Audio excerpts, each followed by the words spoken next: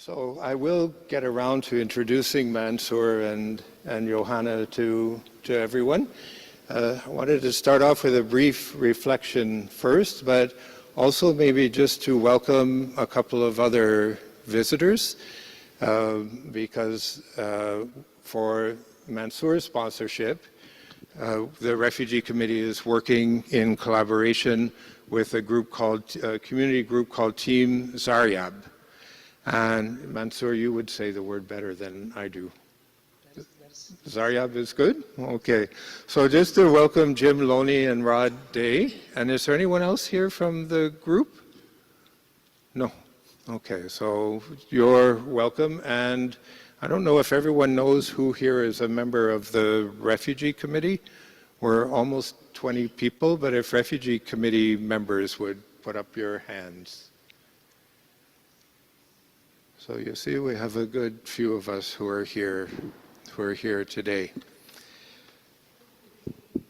So this is Refugee Sunday here in the Diocese of Toronto. And in the gospel reading we just heard, we heard the words, "Arise and take the young child and his mother and flee into Egypt, and there until I bring you word. For Herod will seek the young child to destroy him." The scriptures tell us that this is the message that Joseph, Jesus' father, received in a dream after the visit of the Magi, when Jesus was thought to have been 2 or so years old. And with this, the family fled Judea, going to Egypt to save their lives. And when Herod died, they sought to return home, but they feared Herod's son, and so went to Nazareth in the land of Galilee.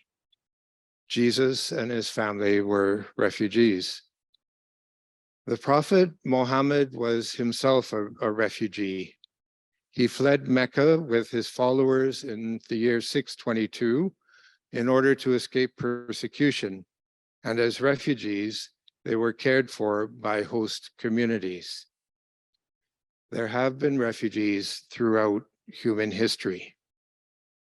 It was about 10 years ago that a man who today is the UN Secretary General, then he was the UN High Commissioner for Refugees, convened a meeting of faith leaders in Geneva. And through their meeting, members of religious organizations and faith-based NGOs, they talked about the situation of refugees in the world, recognizing at that time it was under threat, as it has been in so many times. Their right to asylum from persecution was under threat. So that meeting resulted in a declaration called Welcoming the Stranger, Affirmations for Faith Leaders. And it highlighted the principles and values of welcome shared by so many religions, highlighting those in Buddhism, Christianity, Hinduism, Islam, and Judaism. The aim of the declaration would inspire leaders of all faiths to welcome the stranger with dignity and loving support. But of course, not all refugees have such global renown, but their right to protection is enshrined in international law.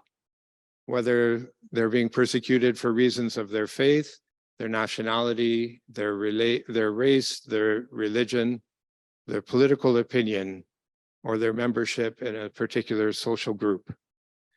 It's a definition that's also written into Canadian law. At the beginning of the service, Jim read some of the statistics about refugees in our world today. It's over 100 million people who are forcibly displaced. Almost 30 million of those are considered to be refugees. And only a fraction of those are eligible to be resettled in a third country. That only happens when they can't return to their own country and when there's no durable solution for them in the country where they're residing, which is to say that there's no way that they can live their lives in that country with their rights and their dignity respected. And Jim also mentioned that since the early 1990s, Holy Trinity has sponsored 140 people from some 14 countries. So in that way, we've done our small part to try to respond to this global phenomenon. And while those numbers aren't huge compared to the global situation,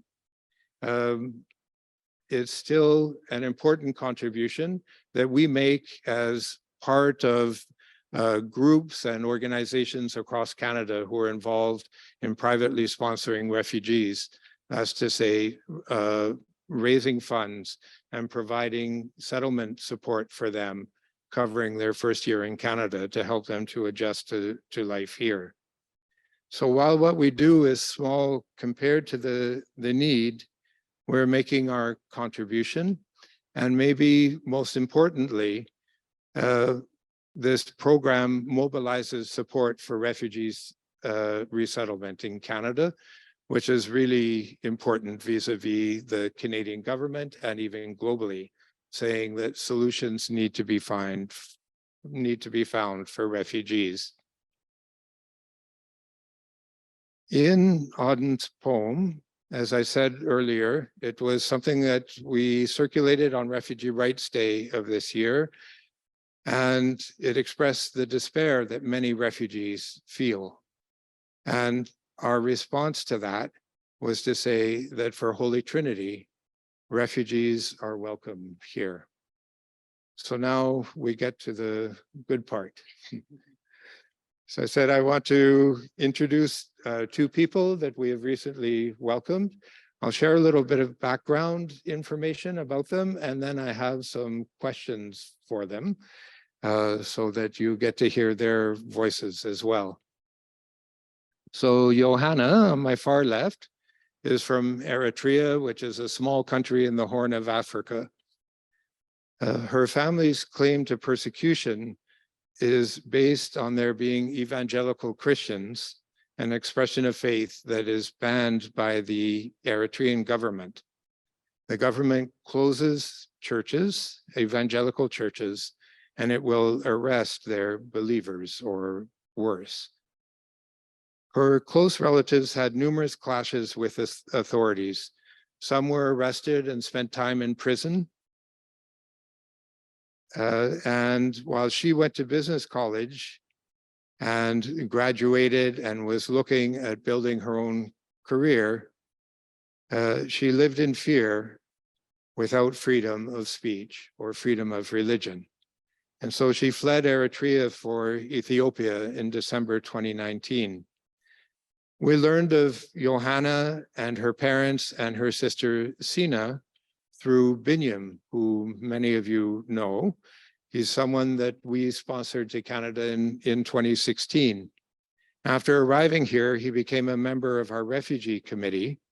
And years later, he raised with us the situation of his family and asked if he could co-sponsor them with us. So quite sadly, their father died of COVID in mid-2021, but we're still following up on the sponsorship of his mother and sister, of their mother and sister. And we were very happy to learn that they will have their refugee interview in the coming week in Addis Ababa. So hopefully we're getting close to their arrival here. Johanna's application was processed separately from her mom's and sisters. And so she arrived in Canada here in Toronto on March 30th of this year. We circulated pictures of that arrival on the Holy Trinity listserv. So for Mansour is originally from Afghanistan. And his family knew the brutality of the Taliban regime in Afghanistan when they were in power in the early 2000s. After their previous defeat, he became active in a peace movement of Afghan youth. He continued his schooling. He worked on learning English. He opened his own educational center and was involved in teaching and preparing girls for university while he started university himself. When the Taliban came back to power in Afghanistan in August of 2021, he began to receive threats on his life, and he had to flee to Pakistan in October of that year. His international connections put him in touch with people here in Toronto who formed Team Zaryab, which means to find gold in Dari. And they reached out to Len Darash here at Holy Trinity, who then linked them with us. And we partnered, as I said earlier, we partnered together with Team Zaryab, and they did the fundraising for the sponsorship, and they're providing the frontline settlement support. So Mansour arrived here in Toronto at the end of October 2022 under the government special program for refugees. So for both of you, we're very glad that you're here, and thank you for agreeing to come this morning. So as I said, I prepared some questions for you, and maybe we'll start with Johanna for both questions. I can remind you what the questions are. You can go ahead and answer, and then we'll pass to Mansour, okay? Okay, so I'll give you this mic.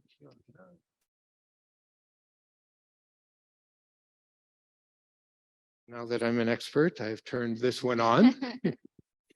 Okay, so your first question, can you share with us some of the things that make you happy now that you live in Canada?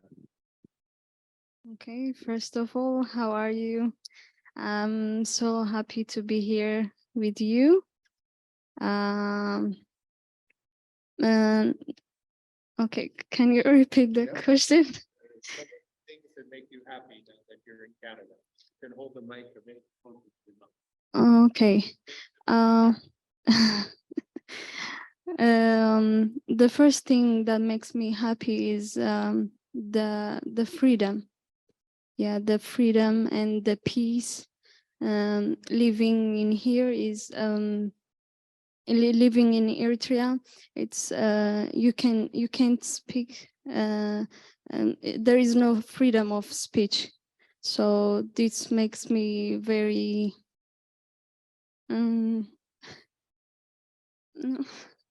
Yes, and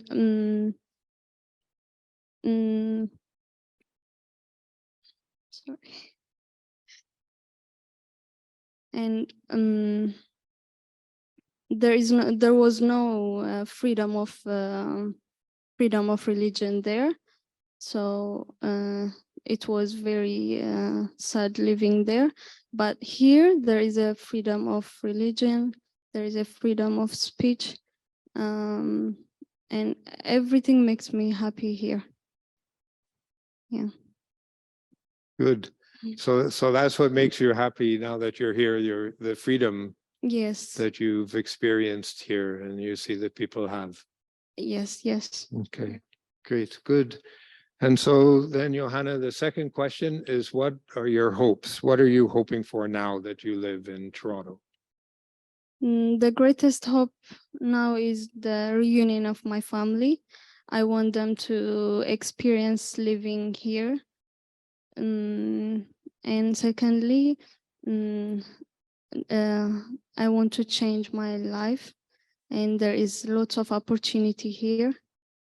And that's my hope. Thank you. That's great. Thank you, Johanna. Okay, Mansour, same questions. So first, what makes you happy now that you're living in Canada? Good morning, everyone. I'm really happy to be here today. And so when you just asked me the first question there in the corner, I was just wondering what really makes me happy be here. And actually, I thought for me, it is more than happy. How can I say that? Because when I was in Afghanistan, and escaping to Pakistan for a year, I was there. It is just not being happy. It is giving me a life here. And so since I'm here, the most important thing that I was just sitting there today and I was thinking about since I was a kid, there is a poem in our language that, so I memorized that. And so out of school, everywhere, if you go to school, you can see that poem, everyone. But I have never felt that poem in my life at the moment I was sit here and I found that poem once again in my mind. And that poem is, it's in Persian, Dari. I will explain a little bit about that. I hope I don't take your time, but I really felt that poem here when I was sitting. That poem is بنی آدم اعضای یکدیگرند که در آفرینش ز یک گوهرند چو عضو بدر دارد روزگار دیگر عضوها را نمانند قرار تو که از مهنت آدمی بیغمی نشاید نامد که نهند آدمی. This poem says that all human beings in the world, they are part of one organ. And if it makes one organ uncomfortable, and so it doesn't let other organs and other parts to be in rest and peace. And when I was here and I just learned about all the refugee situation and how many people they are here in Canada now, and they help them and they sponsored them. So I felt that poem, yeah, exactly, that every human beings, they are part of one organ. And so if it doesn't let them to be in peace until everyone is not in peace. Thank you so much for helping people who are in need, refugees, and especially 100, that is 114, yeah, people who are sponsored by 140, yeah, by the Church of All Eternity. I'm really grateful. And that was a question answered. I'm really happy for That's that. a good Yeah, that answer was- for what makes you happy now Yeah. that you're here. And can you talk to us a little bit about your hopes? My hopes. Last week, I got a notification from University of Toronto. I got into University of Toronto for life science, and when I was in Afghanistan, thank you. And I was studying medicine, and I hope I can continue that, pursue my education here. And by the vibe that I got by Canadian people, that is all humanity and kindness, that I am right now part of this wave. And I hope that I continue and I can spread this vibe, these waves in the future to other people who are in need. Mhm. Thank you so much, Mansour, and thank you, Johanna. These are members of the congregation. So good morning, people on Zoom. Excuse me for not greeting you as I got going. These are members of the congregation. Some are living here in Toronto. Some are living, I think, as far away as Thunder Bay. I'm not sure if we have anyone further. We have someone from Newfoundland. We have 3 people from Newfoundland. So it's great to have you with us. But just to say that how happy we are to have you both here, for the opportunity to get to know you, to know about what makes you happy and to share in that with you and to know your hopes. Mansour, is quite exciting now, the road that you're embarking on. It's great news for you too, Johanna. Really, our hope is that your mom and your sister will arrive here in Canada soon. With their interview this week, we'll be praying for them. And we're hoping that they will be here before the end of the year. And also hoping, as you're pursuing now your English studies and looking at embarking in a new profession, just really hoping now that you'll find the success that you're looking for here. So thank you both very much. I just want to say that now that you're here in Canada, our windows and doors are yours. You're here with us, and we too are looking for you. So thank you very much.